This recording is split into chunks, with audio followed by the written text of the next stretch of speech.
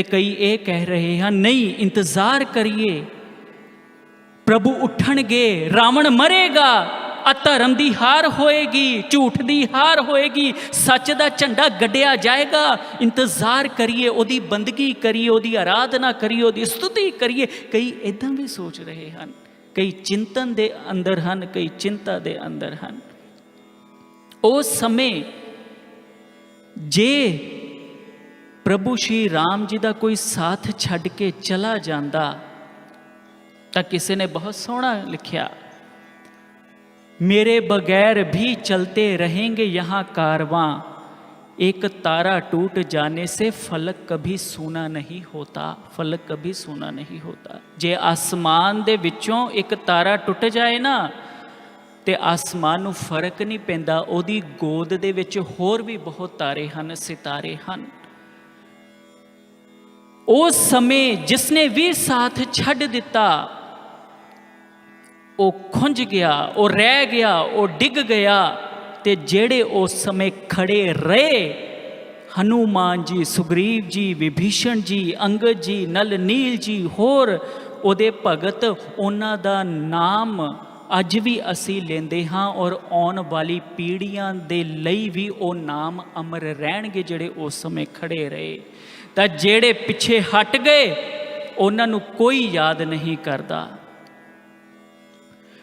भगवान शिव मां ओमा नूं कहंदे हन, हे गिरिजा, उसकी लीला, उसकी खेड इस बुद्धि के तराजू दे विच असी नहीं तोल सकते। जाकी लीला की मिति नाही, जिसकी लीला है मिति नाही, वो लीला समाप्त कदों करेगा, वो लीला संपन्न कदों करेगा। ओदा समा, साल, दिन, ऋतु, पल, छिन्न, कोई भी घड़ी वो बंधन, हद, सरहद दे विच नहीं है। जाकी लीला की मिति नाही, समा कोई नहीं है ओदी लीला दा। वो लीला खत्म करन नूं हुण खत्म कर दवे, अपनी लीला नूं संपन्न करन नूं कल परसों जदों मर्जी खत्म कर सकता है। वो उसकी लीला है जो बुद्धि तो परे है। तरकी ना जाही बुद्धि बलबानी, ओदी लीला नूं, ओदी खेड नूं तर्कां दे नाल नहीं समझ सकते। तरकी ना जाही, बुद्धि बुद्धि लड़ा लईए नहीं पता लग सकता। बलबानी वाणी शब्द बोल के जिन्ना मर्जी असी समझण दा प्रयास कर लईए नहीं असी समझ सकते। हल की है राम ही भजही, उसकी बंदगी, उसकी साधना, उसकी सेवा, उसका सुमिरन करके असी अपनी जिंदगी जीए। राम ही भजही तर्क सब त्यागी, सब तर्कां नूं त्याग के, सारे वल छलेवियां नूं त्याग के सिर्फ ओदी बंदगी करिए। जाकी लीला की मिति नाही, सगल देव हारे अवगाही। देवी देवते भी अपनी बुद्धि लगा के थक जाते ने जदों समय का पूर्ण सतगुरु आके कोई लीला रचदा है, कोई लीला नूं अंजाम देंदा है। सगल देव हारे अवगाही। पिता का जन्म की जाने पूत, पिता दे जन्म बारे पुत्र नूं नहीं पता हुंदा। सगल परोई अपने सूत, उन्हें इस सारी सृष्टि, इस सारी रचना, इस सारी कुदरत, इस सारी ओदे हुक्म दी गुलाम है। जन्म ओदे हुक्म दा गुलाम है, मौत ओदी सेवा दे विच पानी भरदी है। ओ सतगुरु मेरा बेमोहताज, ओ किसे दा मोहताज नहीं है, ओ बेमोहताज है। और उस समय बहुत जाणिया दे मना दे अंदर डावाडोल वाली स्थिति पैदा हो गई। सारे सोचां दे विच पै गए, क्योंकि प्रभु श्री राम जी दे उपर त्रेता युग दा विश्वास है। प्रभु श्री राम जी दे उपर देवी देवतियां दा विश्वास है। प्रभु श्री राम जी दे उपर आउण वाली पीढ़ियां दा विश्वास है। प्रभु श्री राम जी दे उपर वानर सारी सेना दा विश्वास है। और जदों ओही मौन हो जाण, ओही बेसुध हो जाण, ਤਾਂ ਆਪ ਅੰਦਾਜ਼ਾ ਲਗਾ ਸਕਦੇ ਹੋ, ਆਪ ਸੋਚ ਸਕਦੇ ਹੋ ਕਿ ਇੱਕ ਸ਼ਿਸ਼ ਦੇ ਲਈ ਕਿੰਨਾ ਪ੍ਰੀਖਿਆ ਦਾ ਸਮਾਂ ਹੁੰਦਾ ਹੈ। ਇੱਕ ਸੇਵਕ ਦੇ ਲਈ ਕਿਸੇ ਨੂੰ ਬੁਖਾਰ ਹੋ ਜਾਵੇ ਨਾ, ਅਸੀਂ ਡਾਕਟਰ ਦੇ ਪਾਸ ਜਾਂਦੇ ਹਾਂ। ਡਾਕਟਰ ਬੁਖਾਰ ਨੂੰ ਚੈੱਕ ਕਰਨ ਦੇ ਲਈ ਥਰਮਾਮੀਟਰ ਲਗਾਉਂਦਾ ਹੈ।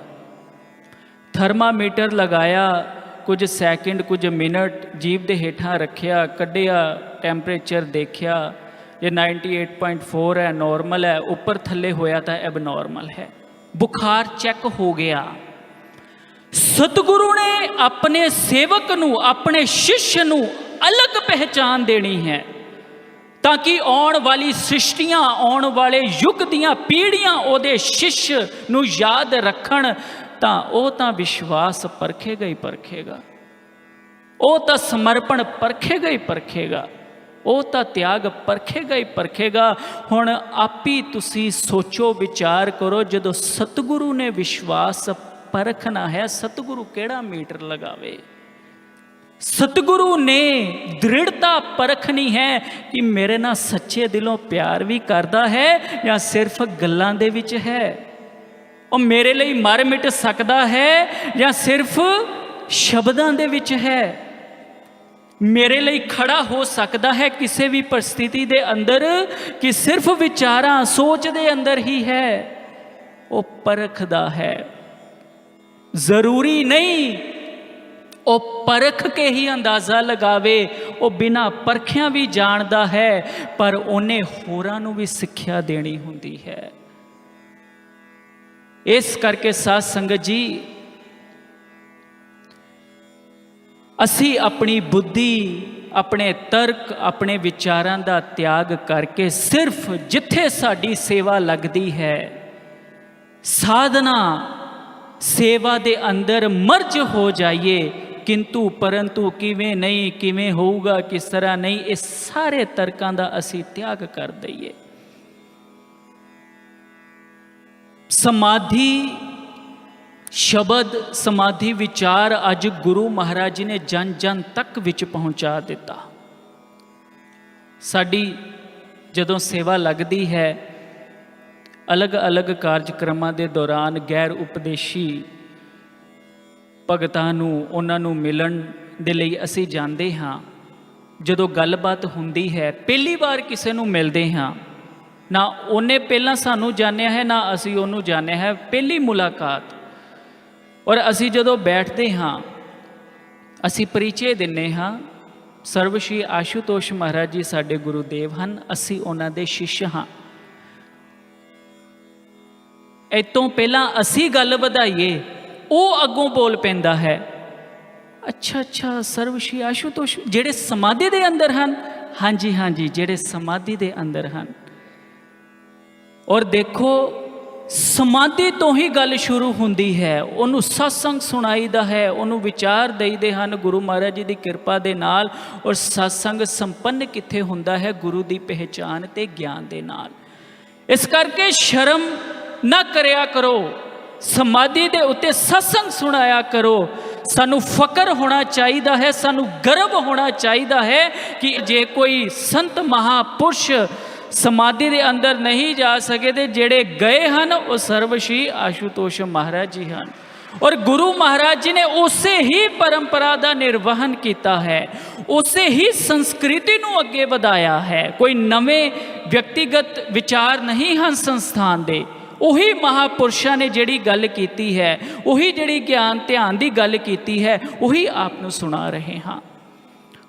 ਔਰ ਆਪ ਜੀ ਦੇਖੋ, ਸਮਾਧੀ ਦੇ ਵਿੱਚ ਗੁਰੂ ਮਹਾਰਾਜ ਜੀ ਗਏ ਹਨ, ਉਹਨਾਂ ਦੀ ਇਹ ਲੀਲਾ ਹੈ। ਇਸ ਦੇ ਦੌਰਾਨ ਦੇਸ਼ਾਂ ਵਿਦੇਸ਼ਾਂ ਤੱਕ ਜਿੱਥੇ ਅਸੀਂ ਨਹੀਂ ਪਹੁੰਚ ਪਾਏ, ਜਿੱਥੇ ਤੁਸੀਂ ਨਹੀਂ ਪਹੁੰਚ ਪਾਏ, ਉੱਥੇ ਪਹਿਲਾਂ ਹੀ ਸਮਾਧੀ ਸ਼ਬਦ ਸ਼੍ਰੀ ਆਸ਼ੂਤੋਸ਼ ਮਹਾਰਾਜ ਜੀ ਦਾ ਨਾਮ ਗੈਰ ਉਪਦੇਸ਼ੀ ਕੰਨਾਂ ਦੇ ਵਿੱਚ ਪੈ ਚੁੱਕਾ ਹੈ, ਸੰਦੇਸ਼ਾ ਲੱਗ ਚੁੱਕਾ ਹੈ। ਗੁਰੂ ਮਹਾਰਾਜ ਜੀ ਕੰਮ ਕਰ ਰਹੇ ਹਨ। ਔਰ ਦੇਖੋ, ਸਮਾਧੀ ਦੇ ਦੌਰਾਨ ਇਸ ਤਰ੍ਹਾਂ ਹੈ, ਜਦੋਂ ਸਮਾਧੀ ਸੰਪੰਨ ਕਰਕੇ ਗੁਰੂ ਮਹਾਰਾਜ ਜੀ ਆਉਣਗੇ ਤਾਂ ਉਹ ਨਜ਼ਾਰਾ ਕੀ ਹੋਏਗਾ? ਇੱਕ ਭੈਣ ਜੀ ਨੂੰ ਅਨੁਭਵ ਹੋਇਆ। उन्होंने अनुभव के अंदर देखा कि बहुत संगत है, जिस दे अंदर गैर उपदेशी लोग भी बहुत भारी संख्या के अंदर हैं, बहुत संगत है। जिधर भी निगाह घुमाइए संगत ही संगत। असी उन्होंने पूछया कि दिव्य शांति महोत्सव वांग? कहते नहीं नहीं नहीं नहीं नहीं, कहते वो कार्यक्रम इदां दा है कि उहदे अंदर ना जाने किन्ने दिव्य शांति महोत्सव वर्गे कार्यक्रम इकट्ठे ही हो रहे हैं, पता नहीं किन्नी संगत है।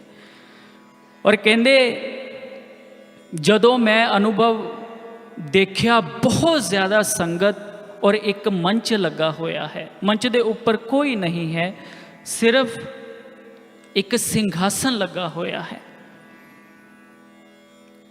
और इस सिंघासन के ऊपर किसी ने आके बैठना है, उन्हां दा इंतज़ार है। सारे पंडाल की जिन्नी भी संगत है, गैर उपदेशी लोग ने, सारियां दियां अखां सिंघासन दे वल लगियां होईयां ने। बड़े बड़े कैमरे, बड़े बड़े माइक वगैरह सब प्रबंध है, पूरा अरेंजमेंट है, सारी व्यवस्था बहुत अच्छी है। बस इंतज़ार हो रहा है कि सिंघासन के ऊपर आके संबोधित किया जाए। कहते मैं अनुभव देख रही हाँ, संगत बैठी है, सारियां तैयारियां मुकम्मल हैं। फिर कुछ समय बाद गुरु महाराज जी आके सिंघासन ते बैठते हैं, और गुरु महाराज जी जो शब्द बोलते हैं, उन्हों की जो ब्रह्म बाणी है, वो कहते शब्द मैं पूरे ध्यान दे नाल सुने, पूरे शब्द ध्यान दे नाल सुने। जो आने वाला समा है बस खड़न की ज़रूरत है, विश्वास बना के रखने की ज़रूरत है। महाराज जी कहते हैं भारत के जगत गुरु बनने पर आप सभी को बहुत बहुत बधाई। ये गुरु महाराज जी के शब्द, मतलब कि असी जिती हुई बाजी खेड रहे हाँ, साडा अपना कोई विशेष प्रयास नहीं, तारीख बाकी है, बस ऐलान होवेगा, असी डटे रहिए। सर्व श्री आशुतोष महाराज जी वर्गे सतगुरु सानू किसी समय च नहीं मिलणगे। यही समा है गुरु महाराज जी दे लई जिंद जान वारन दा। और जिंद जान वारना मतलब की है कि जिस तरह आश्रम तो सेवा लगे, जिथे लगे असी उन्हों पूरा करना है, पैर पिछे नहीं हटाने। उही त्रेता युग के अंदर प्रभु लेटे हन, नागपाश दे विच हन, सब मौन हन, सब अंदर दी अंदर सोच रहे हैं। नागपाश हाले टुटिया नहीं, चिंतन मंथन सारे दे अंदर चल रहा है। कदों तक हे प्रभु तुसी नहीं उठोगे, सानू बेसहारियां नू तुसी फिर एक बार अनाथ करके चले जाओगे? कि ये अत्याचार, कि ये अधर्म इदा ही हुंदा रहेगा? और प्रभु भगतो इन्नी लीला दे अंदर, नागपाश दी छोटी जी लीला दे अंदर जिदी गहराई बहुत वड्डी है, प्रभु श्री राम जी ने अपने सेवकां दी परख कर ली। अपने शिष्य जिन्ने भी उन्हां दे हन, उन्होंने परख कर ली किहड़े कच्चे हन ते किहड़े पक्के हन। जिहड़े कच्चे सन वो टुट गए, वो भज गए, जिहड़े पक्के सन वो प्रभु श्री राम जी दे नाल खड़े रहे, डटे रहे। और फिर नारद मुनि जी गरुड़ जी दे पास जाते हैं, गरुड़ जी नू बेनती करते हैं, गरुड़ जी आते हैं और प्रभु श्री राम जी का नागपाश टुटदा है। प्रभु श्री राम जी उठ खड़े होंदे हैं ते रावण का वध हुंदा है। सच की जित हुंदी है, धर्म की जित हुंदी है, नैतिक मुल्लां की जित हुंदी है, प्रकाश की जित हुंदी है। तो जदों प्रभु श्री राम जी खड़े हो गए, उन्होंने लीला समाप्त कर दी।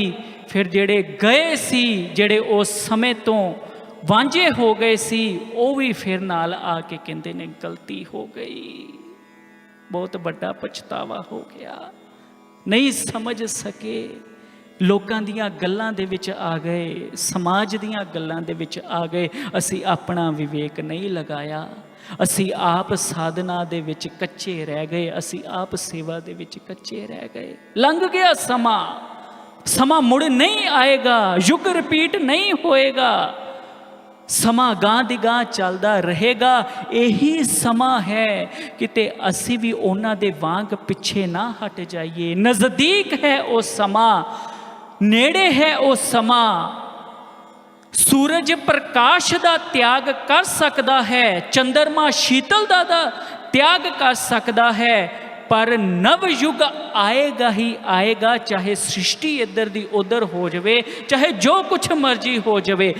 ਘੋਰ ਨਿਸ਼ਾਕਾ ਗਰਭ ਚੀਰ ਕਰ, ਘੋਰ ਕਨਕੋਰ ਸੰਘਣਾ ਨਿਸ਼ਾ ਰਾਤਰੀ, ਚਾਹੇ ਜਿੰਨੀਆਂ ਮਰਜ਼ੀ ਪ੍ਰਤੀਕੂਲ ਪਰਿਸਥਿਤੀਆਂ ਬਣ ਜਾਣ, ਜਿੰਨੀ ਮਰਜ਼ੀ ਪ੍ਰੀਖਿਆ ਦਾ ਦੌਰ ਆ ਜਾਵੇ, ਘੋਰ ਨਿਸ਼ਾਕਾ ਗਰਭ ਚੀਰ ਕਰ ਸਤਯੁਗ ਜਨਮ ਲੇਗਾ। ਇਹ ਗੁਰੂ ਮਹਾਰਾਜ ਜੀ ਦੀ ਰਚਨਾ ਹੈ ਕਿ ਜਿਹੜੀ ਮਰਜ਼ੀ ਪਰਿਸਥਿਤੀ ਬਣ ਜਾਏ, ਨਵ ਯੁੱਗ ਦੀ ਸਥਾਪਨਾ ਮੈਂ ਕਰਾਂਗਾ ਹੀ ਕਰਾਂਗਾ, ਸਤਯੁਗ ਦੀ ਸਥਾਪਨਾ ਮੈਂ ਕਰਾਂਗਾ ਹੀ ਕਰਾਂਗਾ। ਇਸ ਕਰਕੇ ਅਸੀਂ ਦ੍ਰਿੜਤਾ ਦੇ ਨਾਲ ਸੰਗਠਿਤ ਹੋ ਕੇ इस समय का लाभ उठाइए। उठेंगे जब वो समाधि से, कलयुग धराशायी होगा, नवयुग वही देखेगा जो आशुतोष का अनुयायी होगा। आओ संगठित होकर इनका सहयोग दें, क्योंकि कल पूरे विश्व का रहबर आशुतोष ही नूरे इलाही होगा।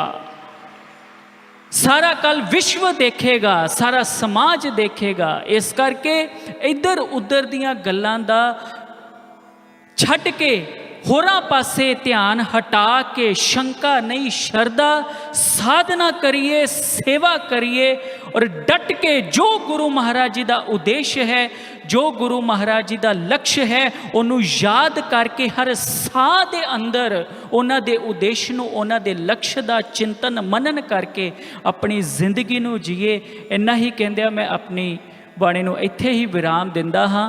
बोले श्री सतगुरु महाराज जी की, सच्चे दरबार की, सर्व श्री आशुतोष जी महाराज जी की जय।